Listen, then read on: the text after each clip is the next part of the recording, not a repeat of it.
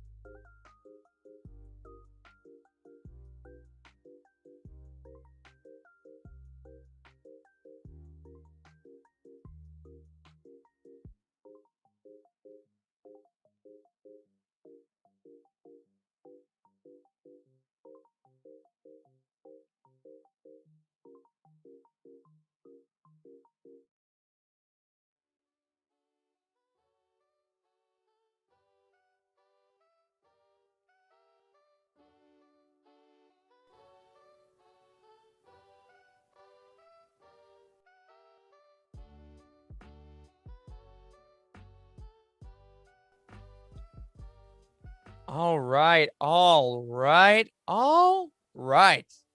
What's up, everyone? It's Monday night. It's Thrawn time. It's Thrawn's day, as the old Norse Vikings would say. We're here to talk some Thrawn Ascendancy, greater good. I'll tell you before the intro, it's going to be full of spoilers. So I hope you read this book or you're not gonna. And I hope you're having fun hanging out tonight. We got a little bit of news up top, but really, we just want to hear what Charles wrote so me and Wes and our mystery guest can relax. But before that all can happen, Wes needs to watch it.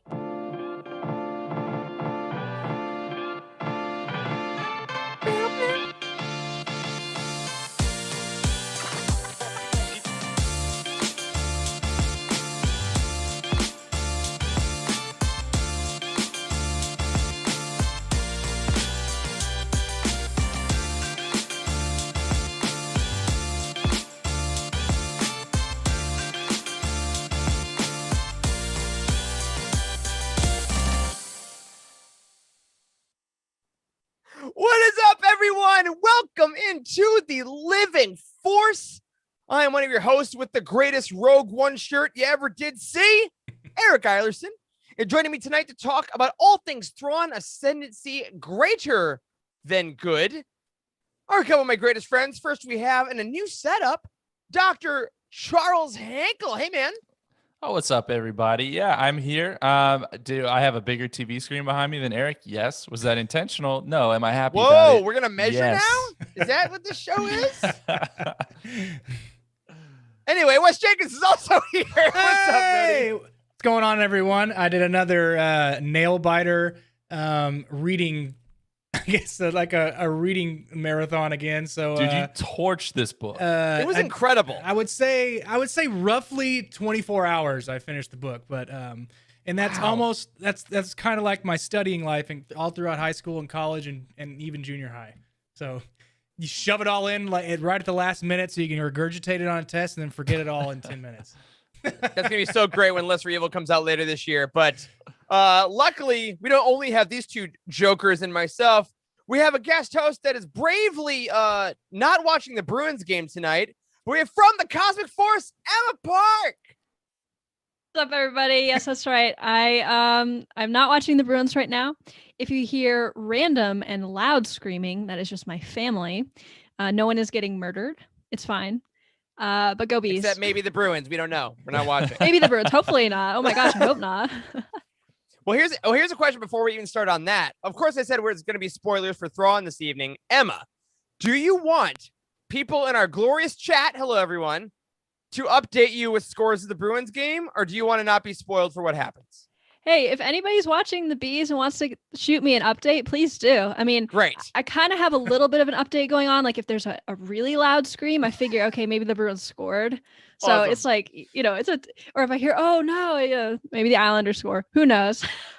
Well, oh my gosh, the Islanders. I'll be honest, I don't watch a lot of hockey, but I'm a fan of whatever you're a fan of. Emma, thank you for joining us tonight. As we said, Emma is one of the great hosts on the Cosmic Force, our comic show on the UTini Network on Wednesday evenings. We'll talk about that a little more in a second. But before we get to Thrawn, just a couple quick updates. First, we want to... Nope. Uh-huh. I didn't get it. Try I again. didn't get it. I'm going to try it again. We want to send a belated happy birthday to our other host, Dr. Corey Helton, who is in the chat at work right now. Corey had a birthday this weekend and got to hang out with some Utinians in person. Our very own Andrew Bell and Timothy Guthrie got to go hang with him live. And it was wild seeing like our staff members in person in Slack. It was very Together. weird. Yeah.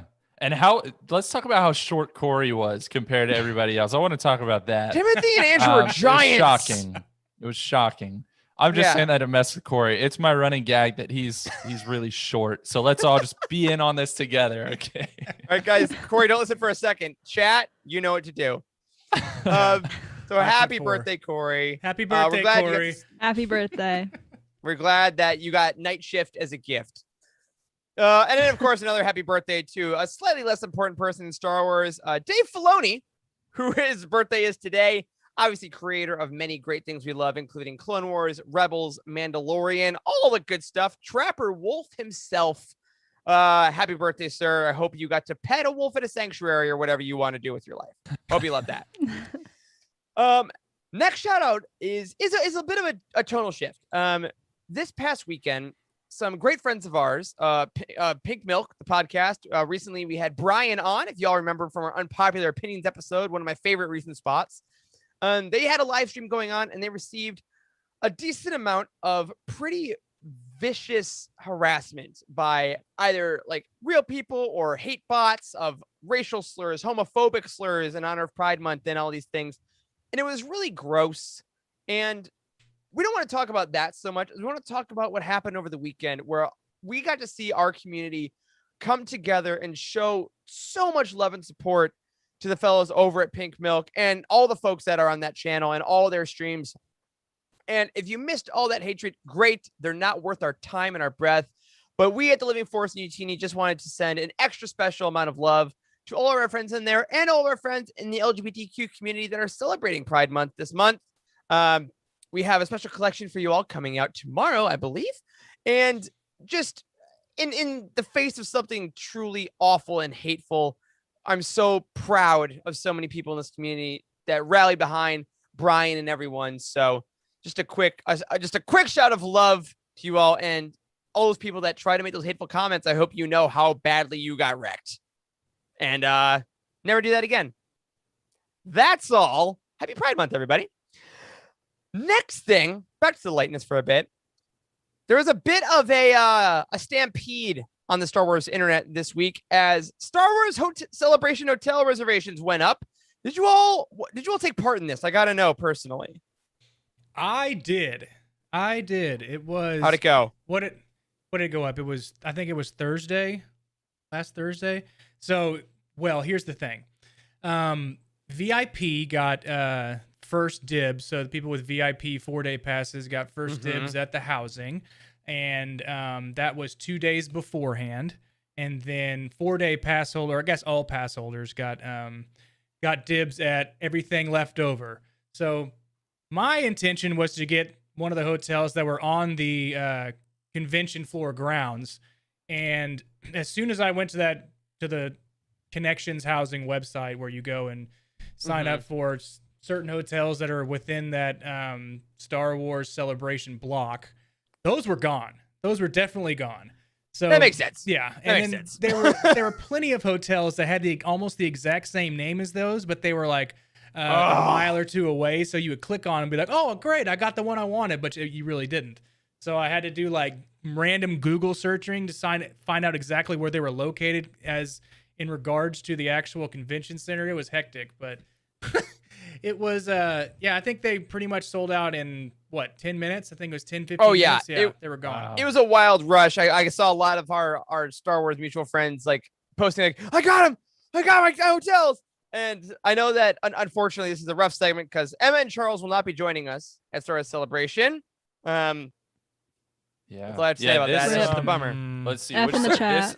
This F's in the barrier chat. right here that y'all can see in the video, it is there between our video panels. It is also there between those privileged enough to go to Celebration and those that cannot. Hey, Wes. Sad. I'm sad. on. I'm using this horribleness that it sounds like for Celebration housing as a small silver lining for people like me and Emma. We didn't have to put up with that nonsense, but I hope That's you guys right. have a wonderful time and that you can walk to the convention center every day. That's right. I mean, man, when I was hearing about that, all I thought was that it kind of sounds like getting housing at college, like this crappy totally. lottery system. And I was like, oh, Yep. I'm kind of glad I don't have to worry about that. So that's like literally the one silver lining. Yeah. And you I wanna had give us- you had to be incredibly quick about it too, and fly through the registration. So you could have picked anything. You could have been like, you had like 3 of your friends with you, and you accidentally clicked one king bed, and it's like, reserve Cuddle time. because because that once you Do get it. to what you want, if you're too long, that room will get snatched up right from under you unless you like reserve it right then. So yeah, nuts, gray hairs.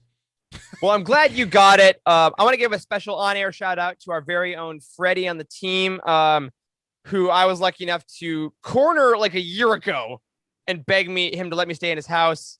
So Charlie and I will be staying with Freddie, but all of you that are going to be at Celebration next year, we're going to keep pumping this. please come up, say hi, no matter what hotel you're staying at.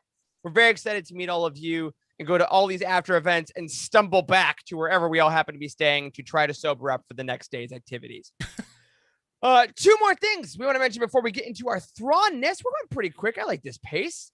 Last week, War of the Bounty Hunters officially, after all the preludes, kicked off with War of the Bounty Hunters #1. And just as a Star Wars show, we would be remiss if we didn't address the reception of that single issue. Y'all, have you seen a bigger single comic reaction in Discord and Slack and Twitter in like a year? No way. Nothing came even close to this reception in both Slack and Discord. I mean, my phone was buzzing off the hook. And by the way, I mean, I mentioned this on Cosmic Force last week. Everybody has been amazing with their spoiler tags in Discord. Yes. And I just want to thank everybody all for that, because not everybody has an opportunity to read them right away. And everybody has been so great about it. This is something you don't want to go into being spoiled, because man, that shock when you flip that page and that thing happens, it's like mind blowing. It's fantastic. So thank you, everybody. Yeah. And that being said, it does look like for all of you interested, it seems like the rule of thumb, even for like some of the good folks on Twitter and YouTube, it seems to be the Monday after in thumbnails. Like all bets are off. So if you need a day, that's great. You probably won't get spoiled. But if you really want to have no spoilers for this comics event, probably reading by the next Monday, similar to like Bad Batch when they put up the concept art from the last week. That's kind of rule of thumb, is that people get the weekend. So you want to be reading that event as well. If you haven't been spoiled yet, you read it. It's very good. Eric gave us a quick plot synopsis of what happened in that comic, and I was like, they put all that into a comic, and I was like, holy crap, gotta get it. So super good. Yeah. But of course, that is not going to be the topic of conversation on this week's Cosmic Force, because that's not how that show works. But he segued. It's going to be a very special episode of the Cosmic Force on Wednesday, and it's going to be a very special episode of Legends Look Back on Thursday. Emma, tell the audience why. Yes, so we are doing a gigantic Utini crossover event. We've got Cosmic Force talking about the Shadows of the Empire comics. There's actually 2 comic runs, the Shadows of the Empire proper, and then the Shadows of the Empire Evolution, a sort of a sequel comic. And then Legends Look Back. Let me just mention the date for that for our audio listeners. Cosmic Force, that's June 9th for the Cosmic Force at 9 p.m. That's 1 hour later than our normal start time. And that is because we are having Jared and Freddie on the show, which is going to be a lot of fun. Yeah. And then Legends Look Back is going to be June 10th for the Roundtable on the novel Shadows of the Empire. And that is going to be an absolute blast. And those aren't even the only 2 things that are going into this Utini crossover. We've got reading guides and game night, and Star Wars Archives is even getting in on the fun. It's going to be a blast. That's right. We got this Friday night, I believe, Wes Andrew is... That was very confusing for audio. Wes, who I am speaking to, isn't it true that Andrew is going to be playing Shadows of the Empire on Friday night? Andrew is definitely at the front of the line of being voluntold to do this. So yes. Voluntold. I love it. So he's going to knock out some Shadows of the Empire and then maybe call up Jared and get some tips, because he recently played it on the N64, which saddens me after watching Legends Look Back, as I think he broke open that brand new packaging of Shadows of the Empire that he had. It was like, it was completely sealed like you bought it 20 years ago. And I was like, don't you open that, man. Don't you open that. And I think he did. Yeah, if you don't follow our very own Jared Mays on Twitter, go for that. He does have a thread going about his weekend adventures with Shadows of the Empire.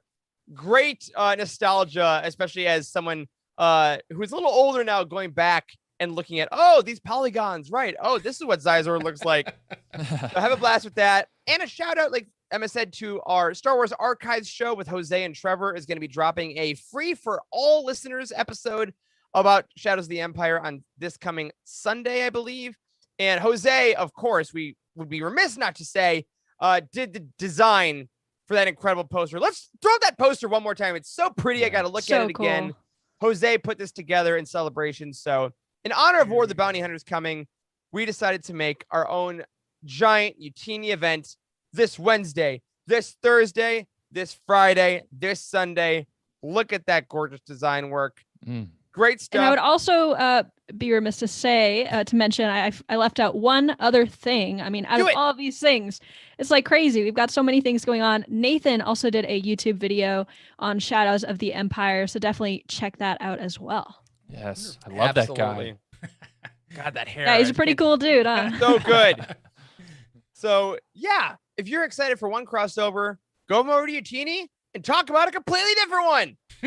We hope you have a great Shadows of the Empire week. And believe me when I say, based on our Slack previews, you will want to be there for the conversations about what holds up and what does not. Should be very enjoyable, right, Emma? Yeah, it'll be an interesting time. Yeah, for sure.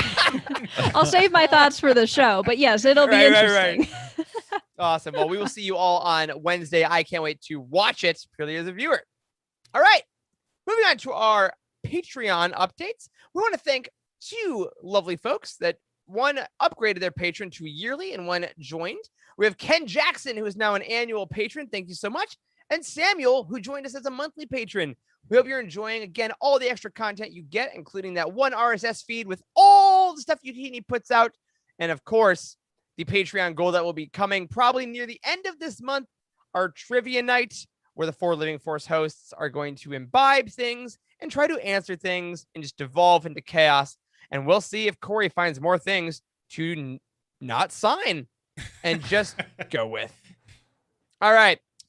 So on that, I think let me check. I'm checking my Audacity. All right, we're at good time. We still have time to talk about Thrawn because that's what we're going to do. We're going to hit a real quick merch ad, and then we're going to come back, and I'm going to give it to Charles to drive the latest roundtable, Thrawn Ascendancy, greater good. Be back in a sec.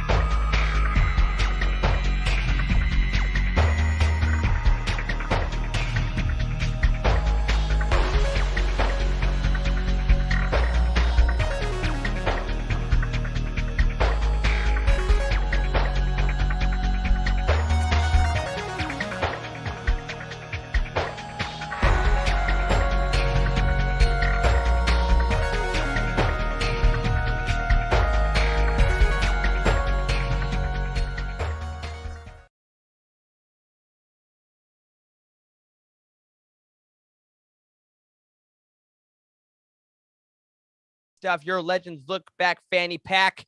Give your dog a bone. All right. Charles, I'm done. I had a long day at work, so drive this boat right into the sun, man. Let's talk some Thrawn. Okay, let's do it. Let's talk some Thrawn, guys. That's right. It is time for our discussion about Thrawn, greater good. Oh my goodness. I feel like it's been a long time coming. It was a long book. It was a thick book. And so the first thing that we're going to do is we're going to run through this plot synopsis. But because it was so detailed, I can't do this all myself. I asked my buddies here to split this plot synopsis up with me. So I'm going to kick it off. Then Wes and Eric are going to take a couple sections, and we will get you up to speed before we start asking some pretty serious questions. So man, I'm so glad I pulled up the prompt when you said that. I forgot that was happening. That was my way to tell the audience and to remind you both, because we did not talk about it before the show. I saw my name on there for some reason. All right. So anyways, let's kick this off. So Jixtus, the mysterious puppet master behind General Yiv the Benevolent, continues to plot his domination of the chaos, setting his sights firmly on the Chiss Ascendancy. Together with the help of one of his associates, Haplif of the Agbui, they hatch a new plan. Haplif ventures into the chaos with a fake family under the guise of being cultural nomads. They soon meet a Chiss couple, Yopanek and Yomi, who are also traveling the Ascendancy. Haplif convinces the Chiss that they should travel together, secretly hoping to use them to make important Chiss contacts. Meanwhile, after the defeat of General Yiv and the Nikardan Destiny, Senior Captain Thrawn and Admiral Aralani are mopping up the remaining Nikardan forces throughout the chaos. They're joined by Senior Captain Lakinda, a Zodlak yearning for the same notoriety as her comrades. Back on Scylla, Syndic Thurfian continues to plot against Thrawn, this time working with Zastalmu to plant rumors of a Patatus-Fagari alliance that they hope will entice Thrawn to make an error worthy of his demise. Elsewhere, despite their shared travels, Haplif and Yomi begin to butt heads. Haplif seems too concerned with going to Selwys to meet Counselor Lakuviv, a local dignitary, while all Yomi wants to do is go to various worlds to watch their bird migrations. What a Poor loser. Yopanek is stuck in the middle, right? After tensions build to a boil, Yomi discovers one of Haplif's secrets. He's telepathic and has been reading their minds using physical touch to influence them to do his bidding. Given mounting pressure from Jixtus to finish his job, Haplif is left with no choice and secretly murders Yomi, convincing Yopanek she abruptly left, preferring to travel alone for a while. Well, she is traveling alone for a while, I'll tell you that right now. Haplif and Yopanek then go to Selwys and meet Lakuviv. Haplif requests a small plot of land to farm his people's spices, and to ensure the deal goes smoothly, he bribes Lakuviv with a piece of metal jewelry. Ultimately, Lakuviv grants Haplif his land, which was part of a local farm that was owned by Lakfro, but he's suspicious of his new guest and sends the jewelry to be analyzed. Haplif settles in on his new land, much to the despair of Lakfro. The two manage to coexist mostly thanks to Haplif charming Lakfro's wife and daughter with yet more jewelry. Lakfro sends a piece of jewelry off to his cousin, a member of the Expansionary Defense Fleet, to be analyzed as well, but his cousin in turn suggests sending it along to Thrawn. Now, back in the chaos, Thrawn splits off from Aralani's fleet to return to the planet Rapak, home of the Pakash people who he previously befriended, but he's quickly pulled into a new mystery as the Pakash reveal they're protecting a group of refugees of an unknown species led by a matriarch called the Magus. The Magus has declared her homeworld lost and plans to demand mass suicide by its survivors. She believes that once they all join what she calls the Beyond, their planet will be better prepared for newcomers to settle there. Was that Wes. English that you spoke right there? There were Listen, a lot of words in there. I only stumbled over my words like 17 great, times. man. That's a win. That's a All right, win. Wes, Here we take that go. baton. As Aralani continues hunting down the last of the Nikardoon Destiny, she finds its last few bases already destroyed. Shortly thereafter, she receives orders directly from Chila that Thrawn is to return home immediately, but he is too far out of range to get the message. So she sends Lakinda after him. Wes, put the camera on yourself. Crap. Sorry, buddy. You're doing great. Back on Selwys, after Haplif's jewelry is analyzed, a starting discovery is made. It contains pure Nyx, a metal that is crucial for warship hulls in the Chiss Expansionary Defense Fleet. But to use such a precious and valuable metal for homemade jewelry would mean Haplif and the Agbui must have a large supply or a lack of understanding about the value of what they have. Both of these facts are confirmed by Haplif, who takes one of Lakuvi's assistants to the planet where the Agbui mine and process a huge supply of Nyx. Lakuvi decides he must secure the planet from not only the Chiss Ascendancy, but his own Zodlak family, hoping to return it to its previous status as a ruling family. On Rapak, Thalius manages to convince the Magus to visit her home planet with the Chiss to see if all hope is truly lost, intending to find a way to avoid the mass suicide. Upon their arrival to the planet, which Thrawn nicknames Sunrise, they are quickly attacked by a small force of gunships and a dreadnought. Lakinda arrives just in time to render aid, and the dreadnought is forced to flee after destroying all of its own gunships, leaving no clues behind for Thrawn to evaluate. After returning to Chila, Thrawn receives a new mission, to travel to Patatus to investigate rumors of Vagari pirate activity. Lakinda and Aralani are to go back to Sunrise. Upon their return, Aralani and Lakinda again face off with the dreadnought, but this time they find an artificial asteroid housing a missile explaining how the destroyed Nikardoon bases met their demise.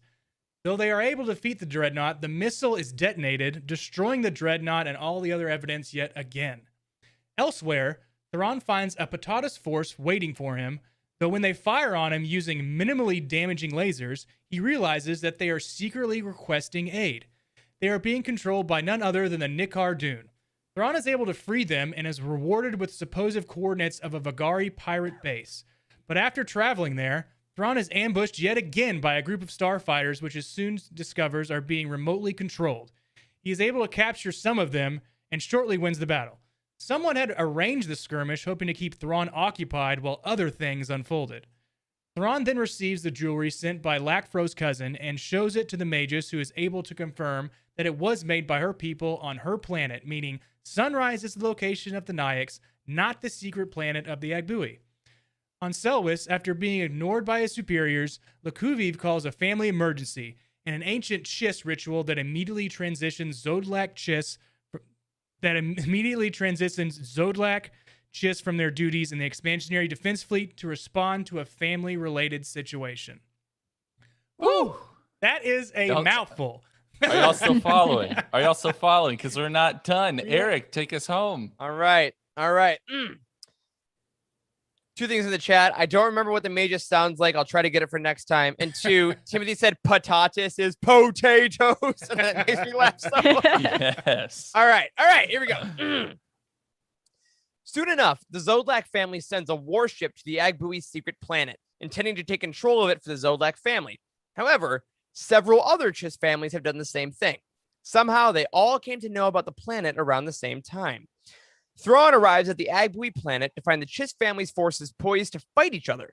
He uses the remotely controlled ships he captured to pretend he is being attacked by pirates, thus forcing the Chiss to work together against an alien threat.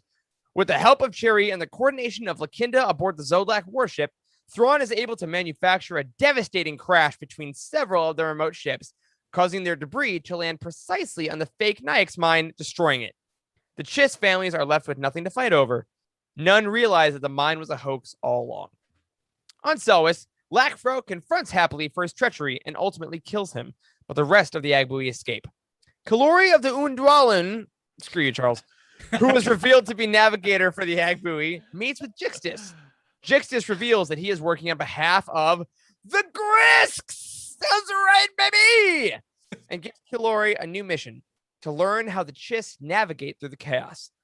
After the near-Chiss civil war, Syndic Zistalmu offers Lakinda a spot in the Urizi family as a trial-born rather than her current place in the Zodlak family as a merit adoptive. She is unsure if she will take it, but does rather like the sound of what would be her new name, Zinda. Finally, after Thuraki's death, RIP, Syndic Thurfian is made the new patriarch of the Myth family, the most powerful position in the entire family hierarchy. His new senior aide, Thivik, then states, I will tell you of the ancient history of the myth, the true history, so long suppressed. And I will tell you of a terrible alien weapon known as Starflash. Boom, baby. Wow.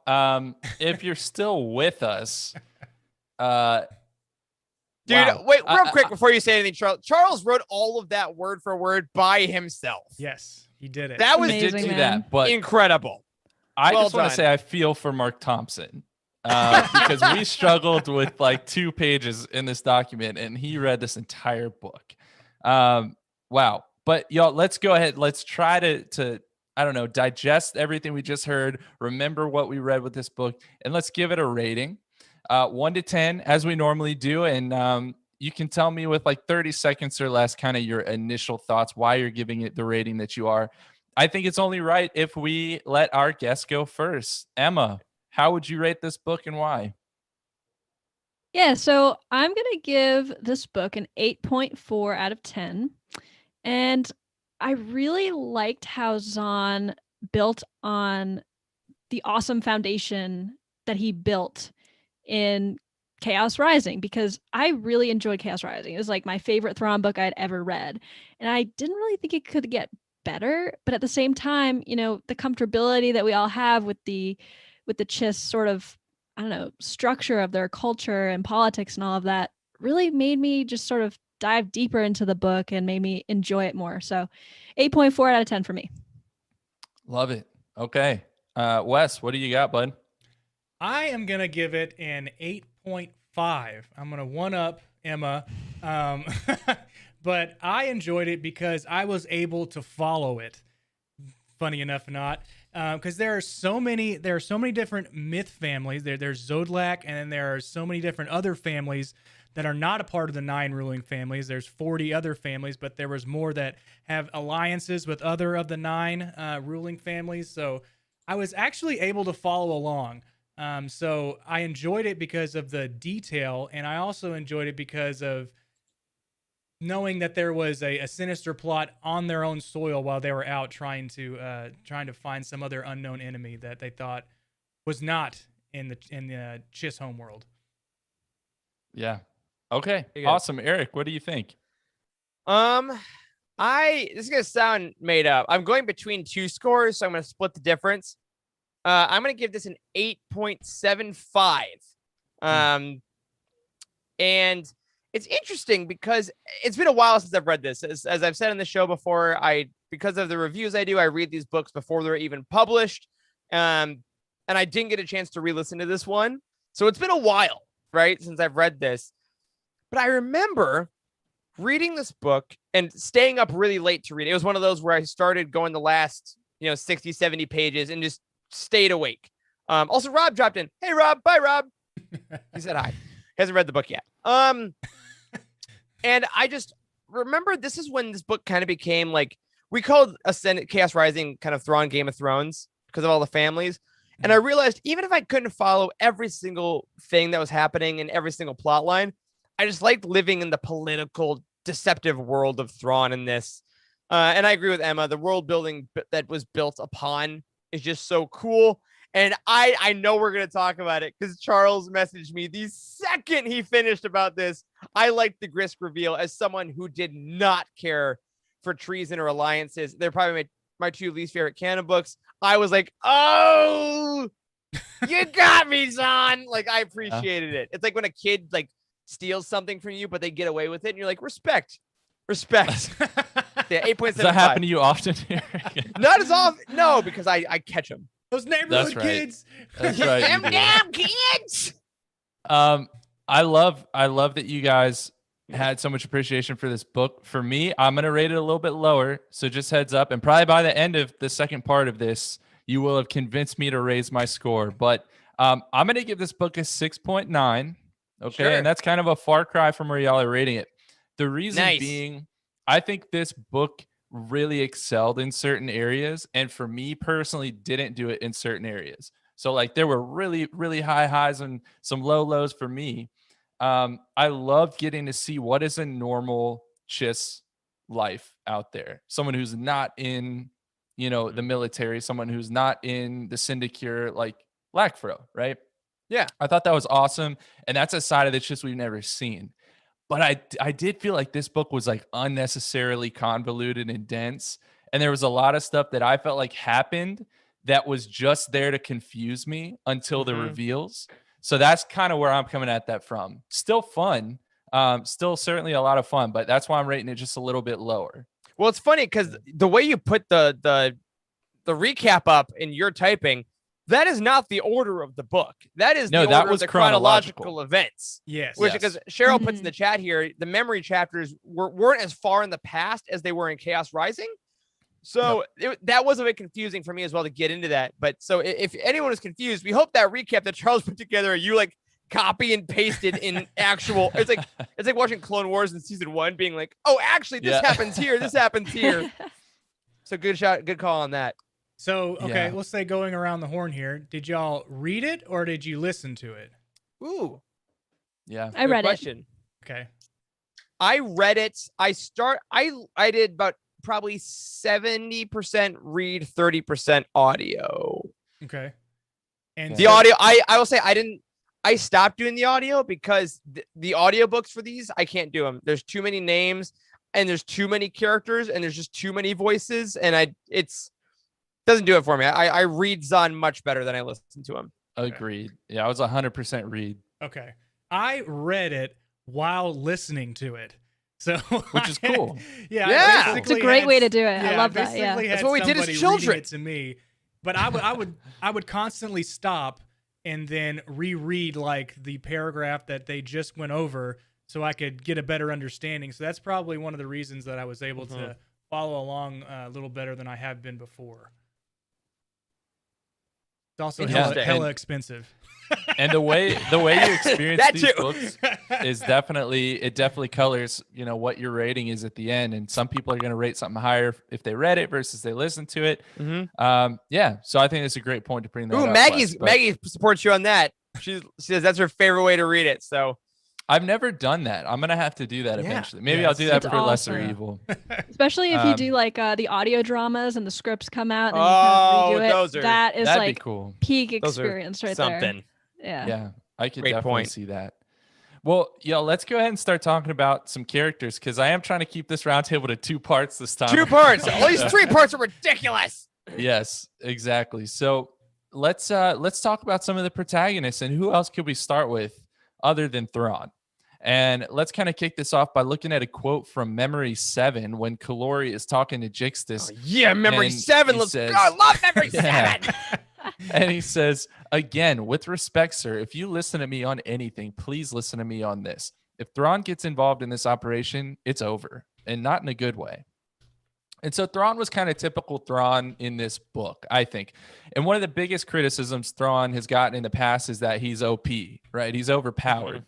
Did he feel that way in this book to y'all this time around? No, I think he's more powerful than Chaos Rising, but really he did less. Like he had less page time, I feel, if we mapped it out in this one.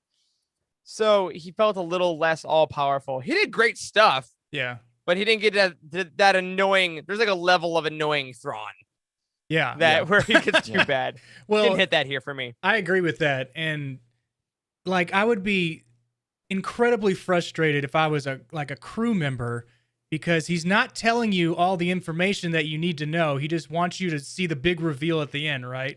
He's just like, just watch. Wait. And you're like, tell me what you want me to do. Like I just need to figure it out. I don't want to die. I want to know Dameron ahead would of time. hate Thrawn. He'd be so mad. Yeah. He would lead like an insurrection against Thrawn is what he would Absolutely. And die. do. Yeah. Yeah. Thrawn would see it coming the whole way. Yeah, clearly. Yeah. So maybe he's not as overpowered. Maybe we just saw less of him in this book. And I really do think that we saw less of him in this book. But I want to get to a quote that Samacro had on page 130 when he is thinking to himself, did Thrawn truly believe he was invincible? Did he think his logic and tactical sense were never wrong? And so a lot of people seem to think that about Thrawn, right? Mhm. They think he's arrogant. They think he believes himself to be invincible. But what do you think about Thrawn? Because we don't get that much time in his head, right? Does he think that he's infallible here? You bring up an interesting point here because now that you bring that up, I wish that we got more time in Thrawn's head. I want to know like the exact answer instead of just what I imagine is what he's feeling. Personally, the way I read into Thrawn, and I bet that we're all probably going to have different answers here. I bet that he doesn't think he's invincible. I bet that he knows that things can go wrong in war or battle situations. And I think that he's seen enough to the point where he knows that things can go wrong and that he can be wrong, that he's not always going to be right, despite the fact that like he's been right a lot. And I think that if we see more of that, we might kind of have a little bit less of that feeling like he's overpowered, right? Like if we can see that more vulnerable side of Thrawn, maybe we wouldn't all see him as overpowered as he seems to be. I like that a lot. I totally agree. I think that Thrawn really seems that he respects the field of war, right? He's like, I know I put so much thought into it because I know what can happen. And I think that if you ask Thrawn, like, oh, you're the greatest tactician alive, he'd be like, well, no, I'm not as great. And he would like list a bunch of people that he thinks are better than him. Mm. And I think he's just like, the mission was a success. Now on to the next one. I don't think his own legacy, I don't think ever really comes into play because he wasn't born into the system. He sucks at politics. We learned that in Chaos Rising. Yeah. Yeah. I think he's incredibly confident in his ability to learn from other cultures, right? So, but he's not, he's not like flamboyant about it, or he's not overbearing with it. So he knows he does know different tactics that he can use, or information that he can use in his tactics that other people don't, but he doesn't rub it in their face, I guess you could say. Mm-hmm.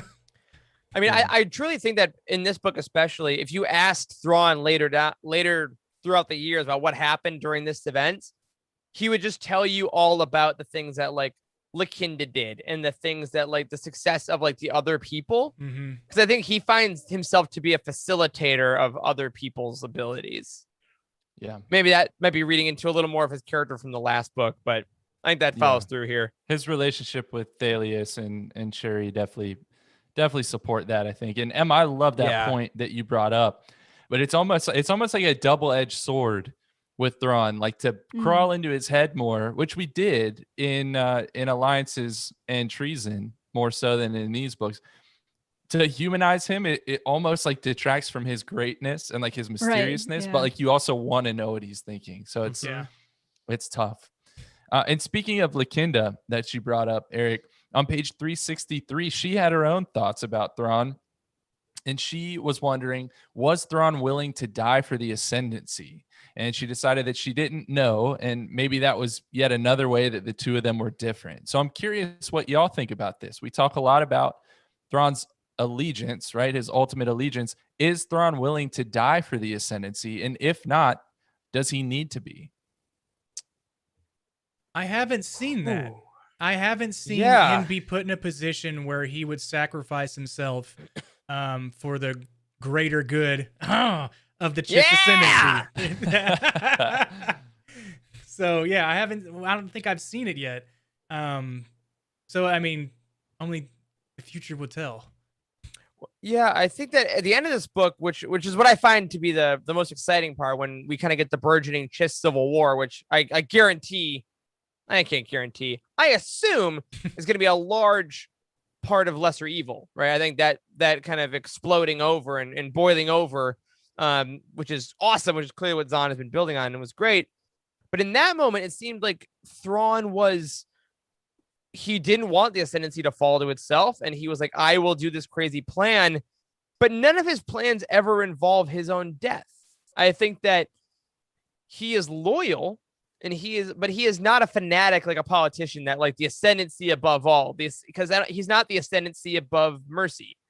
You know, he's not going to just be a bloody tyrant if the higher ups say so, because he will admit when the Ascendancy does things wrong. But being a moral compass, as we've seen in the real world, doesn't mean that you don't love the thing and you don't sacrifice for the thing. So ultimately, I'm gonna wuss out a little bit and say, well, Weston, I don't think we've seen it yet. I don't think we know. You saying I wussed out on my answer? That's fine. Oh, sorry, I misspoke. You west out. That's better. That's better. Strong answer from Wes. I'm gonna play devil's advocate here for a second. So going back to the title, I find it interesting that, Wes, you brought up the title. I'm going to bring it up again here. So in my mind, I interpreted the title as at the end of the book, with the Civil War about to start and Thrawn sort of for the greater good of the Ascendancy decides to make up this crazy plan to stop it, right? And that to me says, okay, he's willing to put a lot on the line for the Ascendancy. Is that the same as willing to die for the Ascendancy? That's the question. Because he used those remote control, sort of ships to sort of stop it. He didn't put himself on the line or his reputation on the line. Right. Yet the plan could have gone really wrong. So, is he willing to die for the Ascendancy? Like you guys said, we haven't seen that yet. But is he willing to work as hard as he can to make sure that the Ascendancy is stable so that therefore his family, the Myth family, is stable? Yeah, I think we've seen that. Yeah, and we have some really good points in the chat here too, because Blandfane's brought up that he says, I feel like if anything, Thrawn probably feels the Ascendancy holding him back. And Spice Dan makes a great point. I think he finds the Syndicure specifically holds him back more than the Ascendancy. I think that's a great point too. I agree. Is that Thrawn values the military structure and his comrades and his compatriots. I mean, he has the whole thing with the Magus is about being like, hey, don't die. Like he's trying to like say, don't die for this. This is not worth your death will do nothing for them. All this death will serve no purpose. So if we're using that logic, well, I think he would probably also attribute that to his own death. You know, my death would not serve a purpose. My life would. It's tactical. Yeah. That's my new answer. I found as I spoke it. I like it.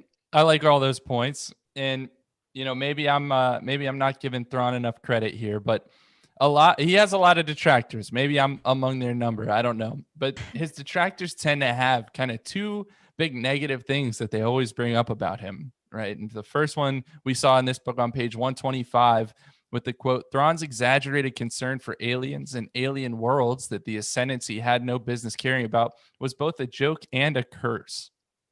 And I'm curious, we keep getting this plot point thrown at us over and over and over again. The people hate how concerned Thrawn is with aliens. But how can the Chiss continue to have this stance when he's just successfully neutralized multiple alien threats to the Ascendancy? Well, I think that he's the only one that's thinking ahead. Like in the military, nobody's thinking ahead. Like, okay, in the future, there could be these alien threats out there that threaten us because they're not threatening them right now. So why should they care about them right now when Thrawn cares about them right now? And they don't like that he succeeds, and he succeeds because he thinks ahead. Yeah. He is the epitome of big picture thinking. Like so many of them are like, we're fine. We've always been fine. We've always been powerful. I mean, Zahn isn't exactly breaking new ground here as far as historical conflicts go. In all of human history, it's been, we're too big to fail. No one will attack us. The sun will never set on the British Empire. And then the sun did, man, like pretty hard on all of them. So, I think that's just the nature of human and Chiss alike. Yeah. It just seems wild to me.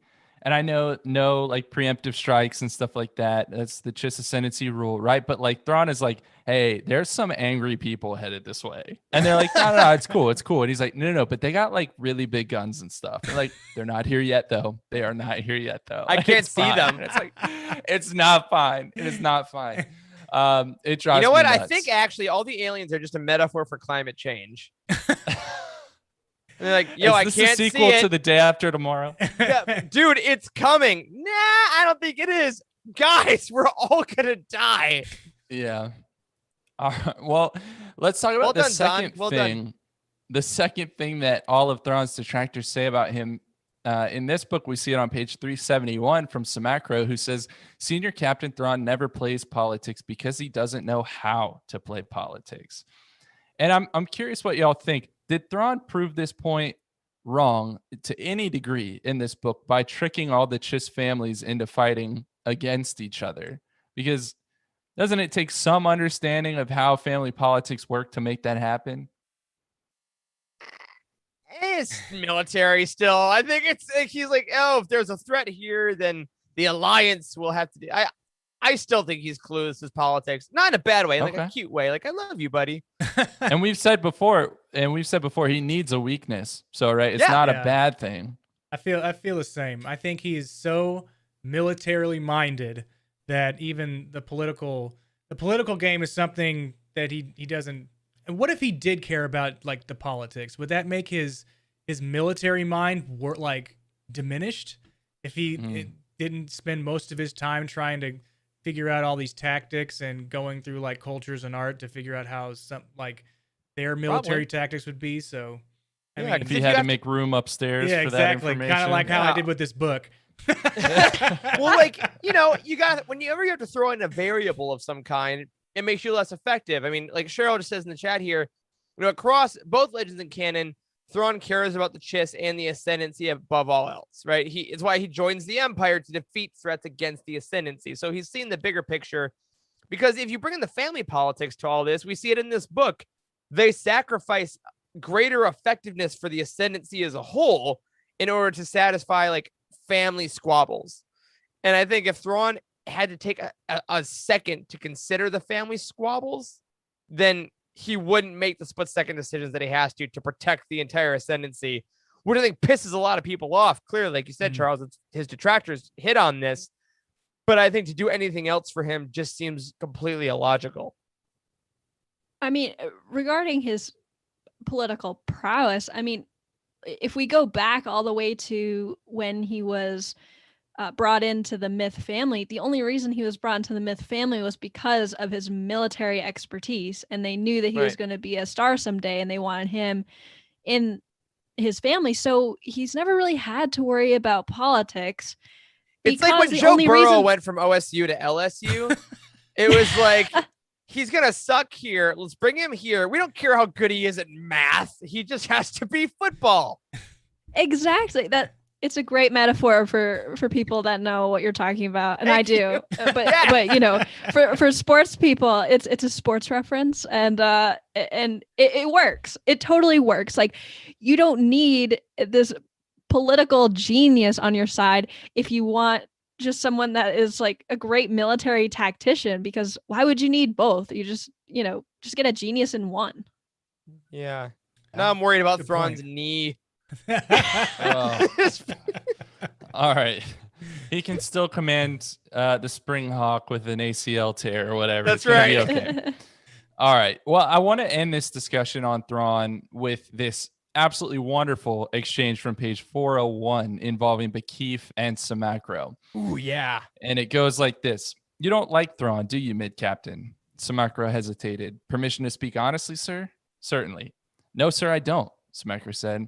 I don't think he understands how anything outside the fleet works, and I don't think he's very good at inspiring his officers and warriors. He pushes things to the edge, takes liberties with orders, and generally acts in a manner that previous generations of fleet officers would find disgraceful. He seemed to brace himself. But that doesn't really matter. He's an excellent commander, and he knows how to handle his ship. Even his most outrageous hunches are generally proved correct, and he always brings us through whatever storms we find ourselves in. Always. So Thrawn has his detractors, right? But even his detractors who are close enough to him to truly understand a bit more about him have this tremendous amount of respect for him. Right? Yeah. What are y'all's thoughts on this passage? It sounds like Samacro he's part of the group that cares about the end game and not about how they got there. So he sees that Thrawn creates results, or he makes results, and he has wins and he doesn't lose. So how he got there is pretty much irrelevant, what he's saying in the first part of this. Yeah. And he shows that just because that he's not inspiring his officers and he's pushing things to the edge, that means that he's making those types of sacrifices, if you will, to be at the very end as the winner. Yeah. To kind of like bring it back to a different sports metaphor, it's kind of how you hear people talk about Michael Jordan sometimes. You know, like, he didn't care about making his teammates feel good. He didn't care about following the system. But at the end of the day, he won. And that pissed a lot of people off. Even like, again, his general manager, when the Bulls, like, I'm assuming we're going to see a Chicago Bulls-esque, breakdown of the Chiss. But it is very off-putting to some people. The people closest to him, like Thalius, like, really know him and really love him and really get it. But for someone that is that focused on a single goal, it can be off-putting for people that don't have that 100% focus. And I really loved being nasty asked if am I the only one who thought Thurfian was way more likable in this book. I did as well. All the stuff with like Thurfian, Bakif, Samcro, all the conversations about Thrawn were so cool in this book for that reason, because when you're not a goat, when you're not a genius, you will talk about them in ways that try to provide understanding, but you'll never get there. I gotta know, in this metaphor of yours, who is Dennis Rodman? Oh, geez. Sam Crow, actually, probably. Sam Crow. He seems a little crazy to me. All right. I like it. Rodman's a risk. He Or he's really happy might if he be. keeps touching everyone, like, stop it. Oh, man. Yeah, he really might be. Emma, do you have anything to add on this passage? Not really. I really agree with what Wes said. I mean, some people just care about the end result rather than how you got there. And I feel like the Syndicure and people in the military care more about how it was done. Mhm. And maybe that's not the right way to go about it, because there's people like Thrawn that don't really care for the procedure. And then there's other people like, I don't know, maybe Samacro, or I don't know, that care more about how it's done than the end result. Yeah.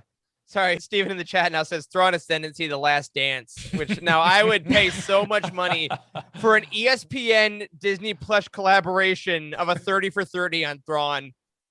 Oh my god. Just make a special book jacket for it and then put it over this one. I'd pay $150 for it.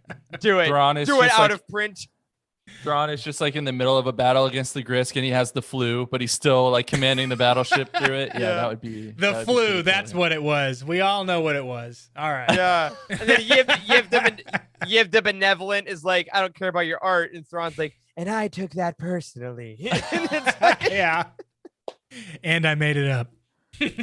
thank you to The Last Dance on Netflix for sponsoring this episode of The Living Force. The Last Dance. It's really good. All right, well, let's move on from Thrawn and Michael Jordan, and let's talk about Thalius. Corey's not here, so all the sports fans are running amok. Yes. I want to talk about Thalius, but I want to start by reminding us kind of how Thalius became involved in this story to begin with, because it's pretty unique, right? She initially was just trying to gain passage aboard Thrawn's ship as an observer, which is like a right offered to all the Myth family members. And it's because she'd had these earlier experiences with Thrawn back when she was a Skywalker. Now, she got repeatedly denied. And then it was Thurfian, who we just brought up, who got her basically aboard the ship as Cherry's caretaker. And it was supposed to be in exchange for her like spying on Thrawn, more or less for him. But really, she's become one of Thrawn's biggest allies. And even though her role in some ways, I think, was reduced in this book compared to what she did in Chaos Rising, she still played a pretty major factor in a lot of the Chiss relations with the mages. And so I'm wondering, what are your thoughts on her relationship specifically with the mages? I kind of took it like the mages saw females as the leader, as a leader within a group, in a sort of way, not totally, but that was kind of one of the reasons why she had to come and talk to her when they were on Rapak. Is that where they were at originally when they were refugees? So I think so. Yeah. So that, I mean, it was strange. Yes, it was, but she did know like that language that they jointly spoke, but it wasn't their normal spoken language that they usually have. So she was pretty good at that. So that's one of the reasons why. But yeah, I mean, it was odd. I'm not gonna lie. I mean, the magus was odd. Period. Yeah, she's like, I need to die now. That's it. End of story.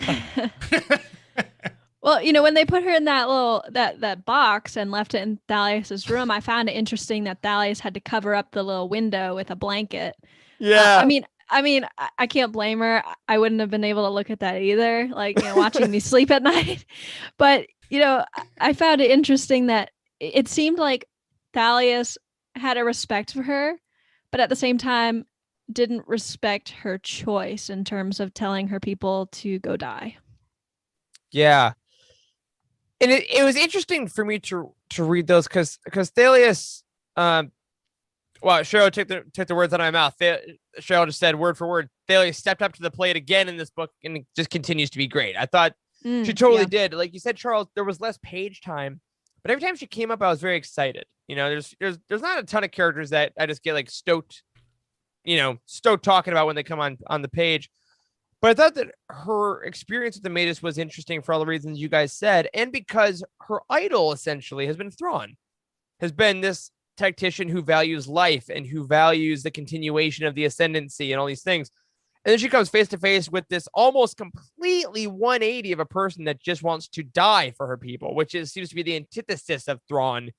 So for Thalius to kind of weigh both of those in her daily life, like, what a trip. And I think she handles it very well, all the while also taking care of Cherry and going in those like really cramped, like I like how the room that she was in wasn't meant for caretakers, so she was just really uncomfortable. Like those little things that Zahn puts in, I really like how he's like, oh, and the paper was a bit coarse, or like the room was a bit too small. Like that really makes it feel very lived in. So just a quick shout out to Zahn's writing there. The details with Thalius' surroundings were very good. Yeah. Now Yeah. that you said that, Emma, I'm thinking of Lennon just sitting there just sitting there dead, where everybody could go and view this person for months and months and months and Oh, months. man. It's like Carbonite, but worse because you can Totally. actually You can see see him like, their actually. person. Yeah. Ugh. No thanks. Nope. Well, Not for me. Wes, no. you brought up that the Magus and Thales kind of had that relationship because the Magus obviously is the head of like a matriarchal society. And so she was kind of looking for a connection within the Chiss Ascendancy, with another female. And Thrawn decided to take that one step further and to basically tell his whole crew, hey, pretend Thales has like a higher status among the Chiss than she actually does. And some of the Chiss, including Samacro, probably chiefly Samacro, fought back against that and really didn't like that. And I thought that was a really interesting little subplot to kind of throw in there that Zahn did. And I'm curious, how do you think Thales handled that, having to have actual backlash from her own people among her own ship that she's worked next to for, all of Chaos Rising? I just want to say, because I want to hear, Wes and Emma, your thoughts on this one. I just got confused because Samacro, I just kept saying Sam Crow, which is the gang in Sons of Anarchy. So I always imagined him with a leather vest. It was way more distracting than I ever thought it would be, but it made me be like, this guy is a tough guy, only because I thought of Sons of Anarchy. That's all I want to add on that. Emma and Wes, would you guys think? Yeah, we can really segue off of that real well. Thanks, Eric. Yeah, you're welcome. Pick that up and run with it, Wes. I thought she handled it very well because it sounds like she didn't abuse her power at all. She was, there were a couple of times where she would like come onto the bridge, but she was supposed to be there, right? And then whenever the Magus, because Magus wasn't on the ship for very long, whenever they put her into hibernation, right? So by the time that she was awake, I think Thales handled it very well. For the time that she was awake. Yeah, because Thrawn was like, you got to go back to sleep, by the way. She's like, no. Yeah. Oh, and real fast, before we throw it to Emma, Cheryl and Steven almost put it at the exact same time. Martel, the Magus, in addition to the authority that she gave, also recognized that Thales had used the Force as a Skywalker, so she sensed that. Yes. In terms of our earlier conversation about their connection. Yeah. Yeah, that was interesting. Yeah, I think Thalias handled her role well. However, I felt kind of like this deep sense of like awkwardness for her because she wasn't expecting to be thrown into like playing a part of commander of the ship. Right. And so I did feel bad for her. It's not like she was prepared for that, but I think she handled it well. I don't think, on the other hand, I don't think that the crew handled it very well. Samacro especially. It's one of those things where if you're part of Thrawn's crew, you gotta kind of expect that things are gonna be weird and you gotta play your part. And if you want to really be my didn't. crewmate. Sorry. Yes! Give in, dive. So yeah, you just gotta kind of play your part, and I think Thales handled it well. Others not so much. Truth. I agree. Yeah, it's like taking a test that you haven't studied for, or doing a roundtable for a book you haven't read. Oh, what's that like? Back in the day. It's a specific example. No Wes. idea. Oh, man. All right. Well, despite Thales having kind of a smaller role in this book, in my mind, she had one really shining moment. And that was when she revealed to Thrawn that Thraki, the Myth family patriarch, had told her in Chaos Rising, and I quote, "Watch over your commander. I cannot help but feel that he holds the key to the Ascendancy's future, whether that future be triumph or ultimate destruction." Right? That was a huge moment in Chaos Rising. Where the Myth family patriarch basically entrusted Thales with watching over Thrawn without his knowledge. But she decided to share that with Thrawn in this book. And it was in a moment that Thrawn was trying to keep some cards close to his chest. And hearing that, he shared more of his thoughts with her. So I'm curious, how did y'all view this exchange? And how did it change how you view that relationship between Thrawn and Thalias? They're besties, man. Like they're like I love that friendship so much. I want Thrawn and Aralani to go to more art museums and go on dates. And then I want him to go afterwards and Thalias is like, so how'd it go? He's like, well, she wore blue. Thrawn, no, buddy, how did it go? What'd you like? I just love their growing relationship. Like Thrawn is so closed off so many times. And I think you can tell that he feels, I guess, protected by her, and he can divulge things to her in a way that I don't think he even conceived he would be able to, based on how he was raised. So it's really nice. Cheryl says this is the best part of the book for her, and I agree. It's one of my favorite moments. Yeah, I find it interesting that, technically Thalias isn't part of the military and not technically part of his crew. I mean, yeah, she's a caregiver, but she's not really in on like the military secrets. And so I find it interesting that Thrawn chooses her to sort of be his confidant. And I like that. I think it shows that because Thoraki trusted her with that information, Thrawn can too. And now he feels comfortable enough to sort of maybe lift some of the burden off of his mind. He holds so many secrets in, and I think that Thalias, might be there for him to sort of to help support him in many of these decisions. Yeah. I love that moment too. I think y'all make some great points about it. I want to though look from this moment and look a little bit into the future here, because I brought up Samacro not really being the biggest fan of Thalias, and on page 402 we kind of get in detail that Samacro is plotting against Thalias. And so it's a bit of a longer passage, but I'm going to read it here. And it goes like this. What was bothering him more was that, as far as he could tell, there hadn't been a peep out of anyone regarding the nonsense story he'd given Thalias. And there should have been. The soap bubble he'd spun to her about Sunrise being the last stand fortress for the Nicardan remnant should have been screamed from the assembly cupola by now. There should have been outrage and scorn and syndics calling for Thrawn's head in a bucket for even entertaining such a ridiculous notion. Instead, there was nothing. Did that mean Thalias wasn't a spy after all? Samacro scowled. Of course not. All it meant was that she or her controller had decided to sit on the story, waiting for a better opportunity to hang it around Thrawn's neck. But that time would come, and when it did, Thalias would finally be unmasked, and she would very much regret it, because her betrayal wouldn't just be an attack on Thrawn. It would be an attack on the entire expansionary defense fleet. That was something that simply couldn't be allowed to happen. So let them wait. Let them plot and scheme. Let them choose the time and place. Whenever it was, Samacro would be waiting. So, wow, clearly Samacro's got it out for Thalias. Yeah, a little bit.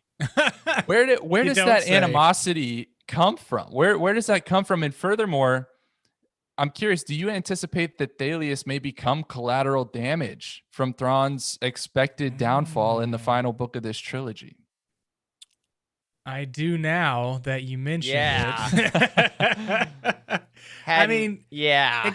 I think Samacro kind of feels that Thalias isn't military and shouldn't be involved on the ship or with any of the plans and any of the battles. So he's like, he always points out, he's like, you're just a caregiver, right? But Thalias always comes back with the caregiver.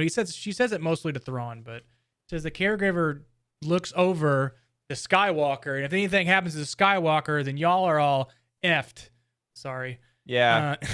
So, I mean, it's weird how he's kind of like an older man set in his ways that doesn't like new things that come about. What I can look at. Okay, boomer. Yeah. It's yeah. Sorry. Anyway, you had something on the tip of your tongue there. Yeah. So I think, and this it might be totally wrong, but the way I kind of see it is Thrawn or Samacro kind of has some animosity towards Thrawn because Thrawn took over his command, and he sees Thalias as the person that Thrawn goes to, his confidant, when probably it should be Samacro. And so I think there might be a little bit of jealousy that's causing the animosity. Yeah. And Samacro has such a good ego on him, right? So it's like The only reason I could have been passed up for this is because she has something else. She's a spy. There's something nefarious going on because I am great. So who would not like me, And I think there's definitely, now you put it that way, Emma, that makes total sense to me. And unfortunately, it does seem like he is sowing the seeds. Zahn is sowing the seeds, is, putting that for Samacro to take it a little too far. Yeah. Okay. Yeah. Cheryl also makes another great point. Also, Cheryl is our resident Thrawn expert. I think it was said a couple months ago. All Thrawn things, tag Cheryl in Discord repeatedly. Says that this all comes from the Chiss culture of cutthroat politics. It is absolutely like there have been like secret deaths. There have been people playing games, and Samacro is like, I will ascend, if you will, literally, and that's the only thing he knows. He knows betrayal. He knows lying. He knows deceit in order to get a spot at the table. So why wouldn't he, I guess, transpose that onto his new rival? And God, now I'm just going to be worried now to the fall that yeah, thanks, Charles. She is going to become collateral damage of that because he's going to get so blinded by it. Yeah. So he thinks Thalius must be coming for him in all of this because that's what he's used to. Yeah, it makes sense. And he's what? So I guess some macro. He's Ufsa. Would that be his family? Something like that. Yeah, I think so. That's right. And we don't know that much about them, I guess, that I can recall. Anyways, maybe we'll get more. Are they part of the 9? But I want to say they are. I think they are. I think so. Yeah. I think I remember seeing that in the first book. But I want to talk about a member of another family we got to learn a lot about in this novel, and that's the Zodlak family. And I want to talk about Lakinda. Yeah.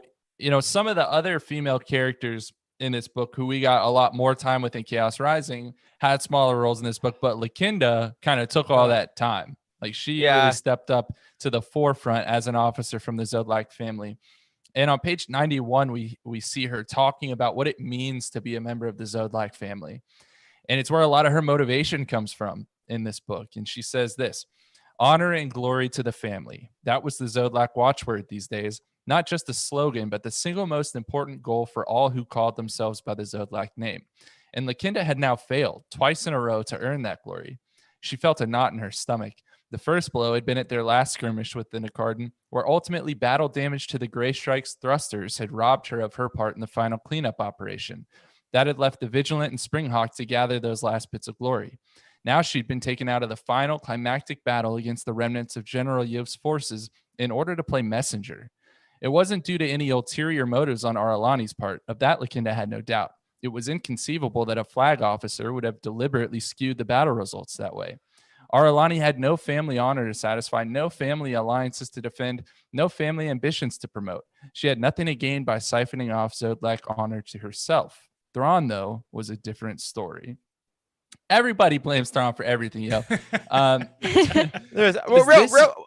see this next question. I just want to say real quick. This is such a great snapshot of the difference between women and men, because we just talked about how Samacro is like, oh, this, you know what? This doesn't make sense, but she must be out for me. And Lakinda's like, of course she's not out for me.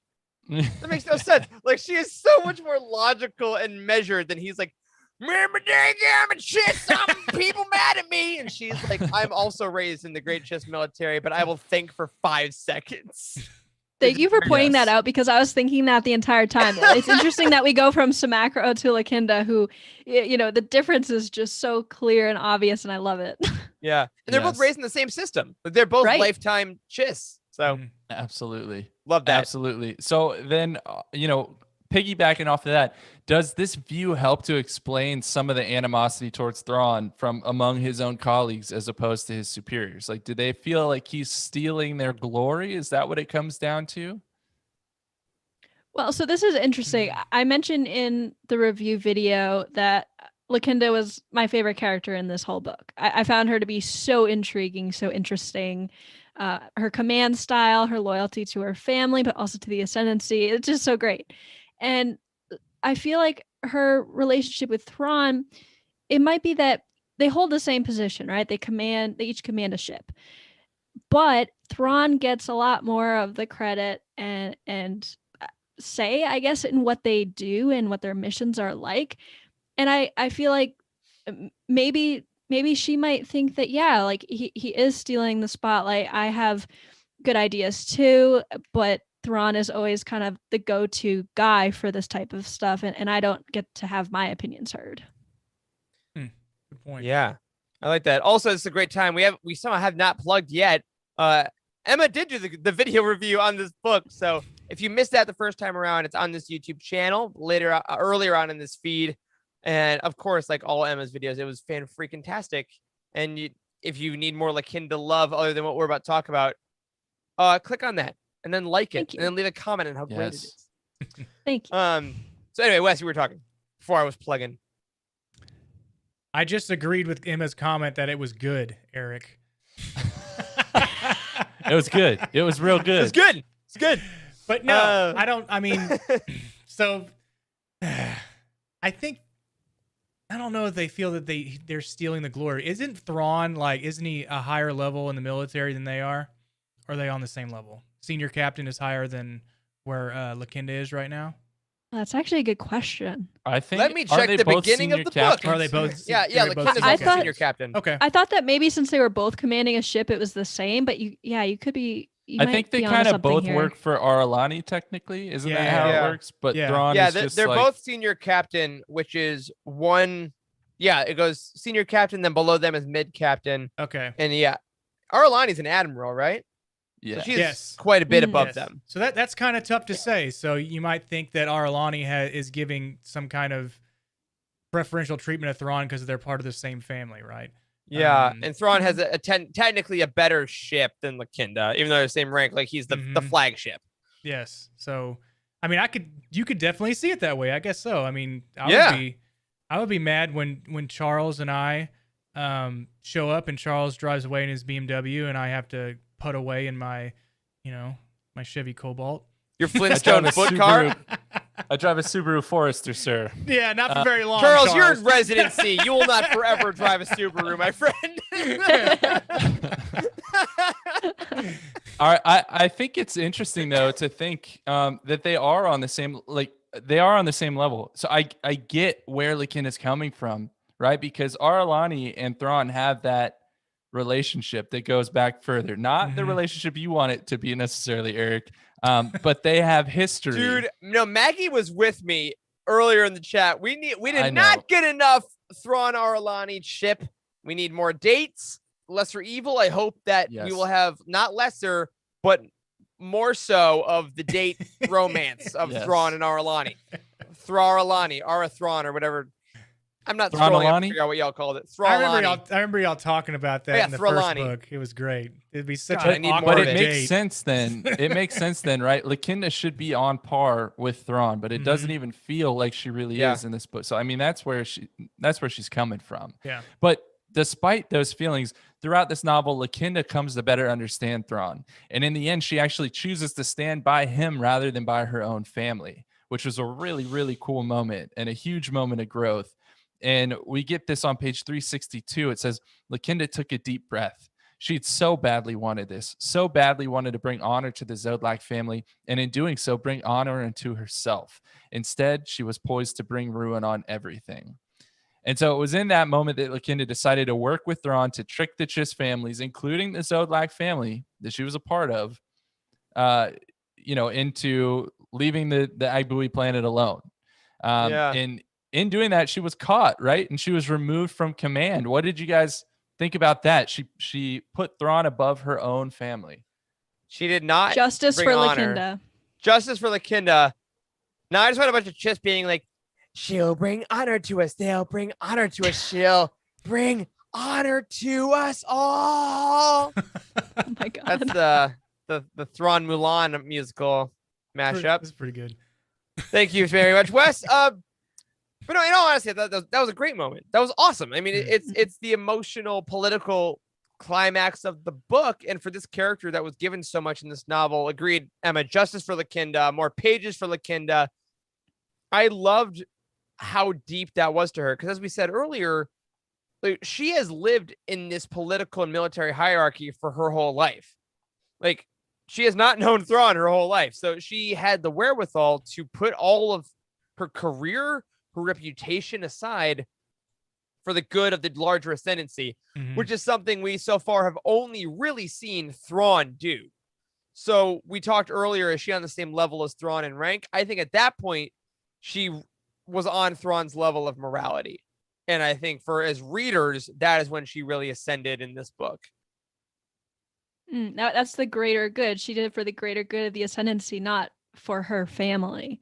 And I think that was the moment where, yeah, she did go for the family emergency to command those family ships, but at the same time, she also knows when enough is enough, and when a plot, sort of thickens and things get out of hand, and she knows when to do the right thing. And I really like that about her. Yeah. And what is Star Wars if not about found families over blood and or chiss? Like leaving the family that raised you or controls you because of what's right is about as Star Wars as anything can be.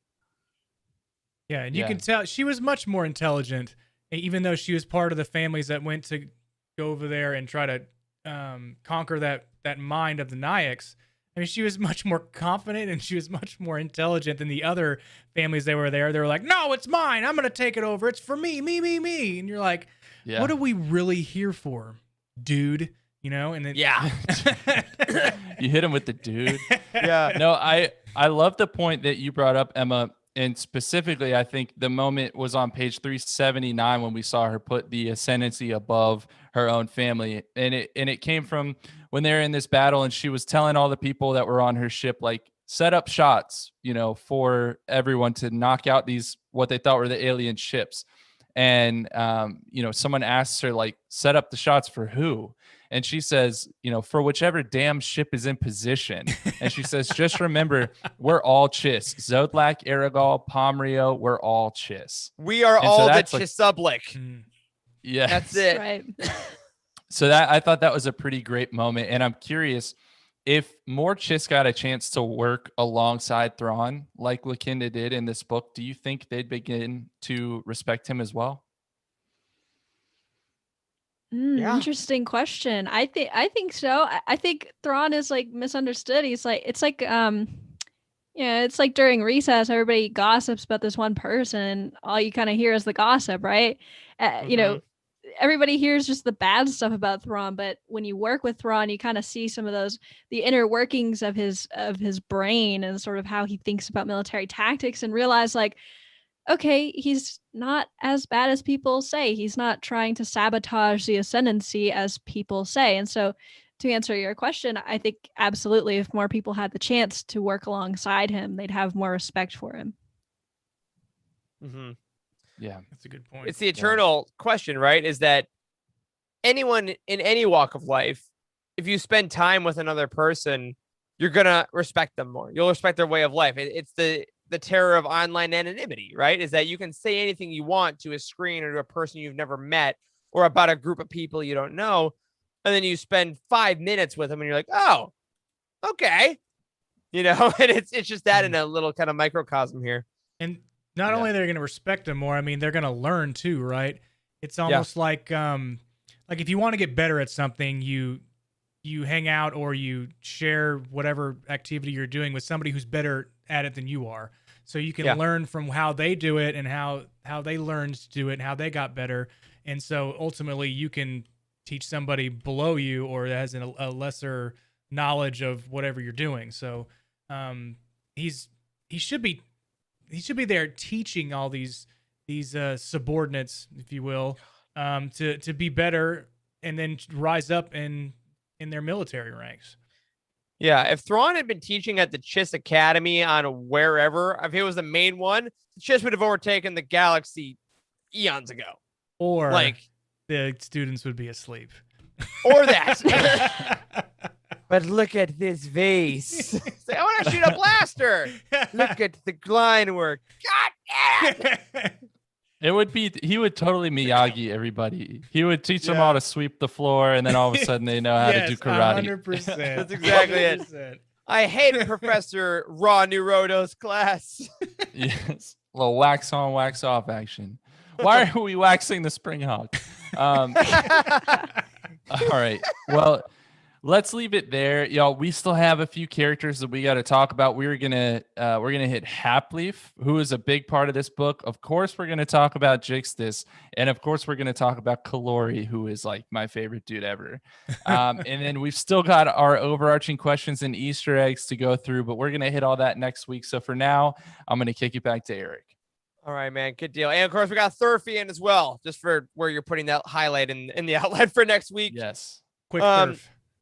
Quick Thurf. A lot of bad people in this book, but y'all, thank you for hanging out for the first part of this. Of course, this book, there's so much in this book, and there's so much to talk about in it, and it really just shows how much Zahn is creating with it. And we just want to say, as we said last week on our Burnout episode, if you didn't love this book, that's totally fine. And we don't say this in every roundtable, but we do mean it truly.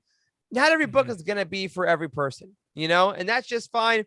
If this book was a little much for you, oh, well, we hope you enjoyed the conversation. We hope you'll be back next week when we'll be talking about episode 2. Well, no, we won't be having Attack of the Clones episode. We will have part 2 of Greater Good. And as a reminder, you can catch Emma Wednesday night on the Cosmic Force, where they'll be doing the first part of the Shadows of the Empire crossover event. And then, of course, Thursday night on Legends Look Back. Emma, remind the folks what time that's going to be at. Yes, Legends Look Back is at 9:30 Eastern Time, and Cosmic Force, and I realize I just went in reverse order, so I'm sorry. Cosmic Force is Wednesday night at 9 p.m. Eastern. Legends Look Back, 9:30 p.m. Eastern. Awesome. And again, if you haven't read Shadows of the Empire ever, drop on in. It's been a hot minute. There might be some spoilers, but it'll definitely be a fun chat. We hope you enjoy our crossover week. And, of course, all the collections that are coming out. As a reminder, tomorrow we have our Pride collection coming out. And Wes, you told me to remind people there's a way to get into Thrawn for the first time that they could get into. I'm going in our Living Force Slack. That is correct. You had, yes. So there is a description down in the bottom of your YouTube descriptions, and the one getting started with Thrawn. So if you've never read anything with Thrawn, we had a great guide put together on utini.com. That will help you choose the right books to first get into Thrawn, or where you can get into Timothy Zahn's, like his first stories about Thrawn. And so if you want to travel further in, so if you haven't read this book and you stay with us this long, then you might want to peruse around and look at that guide to see which book you might want to pick up first. Totally. And we don't talk about these as much as we should necessarily, but all those guides in Utini are so tailored. We just had a recent patron message about our Jason Solo guide that got them into books about their favorite characters. So go check those out. Keep reading Greater Good if you need to finish it. And we will see you next week for part 2, because, my friends, that will do it for this week's episode of The Living Force. If you already supported us on Patreon, thank you so much. Go on, head over to Discord. We're going to have a little aftermath after show tonight. Do a little bit of post-Thrawn chatting. A special thank you goes out to Cheryl Bell, Patrick Ortiz, and Carl Sander on our Jedi High Council, and Elizabeth Cloutier, Jason Mitchell, Freddie C., and Sally and Chris Eilerson on our Alliance High Command for their amazing support. You can find us on Twitter. I'm at Eric Eilerson. Corey is at Doc Star Wars MD. Charles Zetzi Hankels. Wes is at Boss Wes, and Emma is at Irma Jedi 26. Yeah? Correct. Yes, 26. Irma Jedi. Special thank you to Matt Davenport, our amazing editor, Ryan, our graphic designer extraordinaire, and Wes, our producer and community manager. Thank you to Charles, Wes, and Emma for podcasting with me this week, and all of you in the chat for hanging out and chatting some Thrawn. And as always, may the Force be with you.